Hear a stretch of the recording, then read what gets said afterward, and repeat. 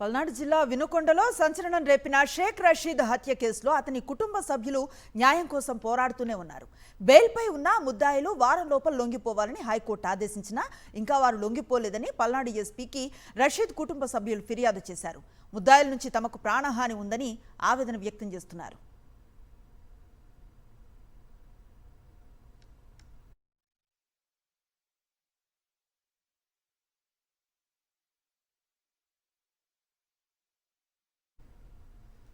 కూటమి ప్రభుత్వం ఏర్పడగానే 2024 జూలై 17న వినుకొండలో నడి రోడ్డుపై షేక్ రషీద్ను అతి దారుణంగా నరికి చంపారు.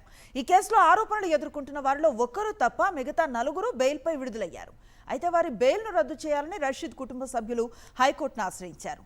బాధితులు దాఖలు చేసిన పిటిషన్పై విచారణ జరిపిన ధర్మాసనం 4 ముద్దాయిల బెయిల్ను రద్దు చేసి వారం లోపల సంబంధిత కోర్టులో లొంగిపోవాలని ఆదేశాలు జారీ చేసింది. అయితే హైకోర్టు ఆదేశాలను బేఖాతరు చేస్తూ ముద్దాయిలు ఇంకా బయట తిరుగుతున్నారు. దీంతో వారి నుంచి తమకు ప్రాణహాని ఉందని రషీద్ కుటుంబ సభ్యులు పల్నాడు ఎస్పీకి కంప్లైంట్ చేశారు. 24లో రషీద్ అనే అబ్బాయిని హత్య చేశారు. నడి రోడ్డు మీద 20 మంది కలిసి చేశారు. మేము కేసు పెట్టాం. ఒక ఆయన మాత్రం జీలాని లోపల ఉన్నాడు. అందరూ బయట తిరుగుతున్నారు వేలు మీద వచ్చి. దాంట్లో 4 ఏమో మా అబ్బాయిని, పెద్ద అబ్బాయిని ఫాదర్ వాక ప్రైవేట్ జాబ్ చేస్తున్నాడు. ఊళ్ళ మీద వెళ్ళొచ్చినప్పుడు బెదిరిస్తున్నాడు, కేసు వెనక్కి తీసుకోమని, లేకపోతే చంపుతాము, కేసు వెనక్కి తీసుకోము.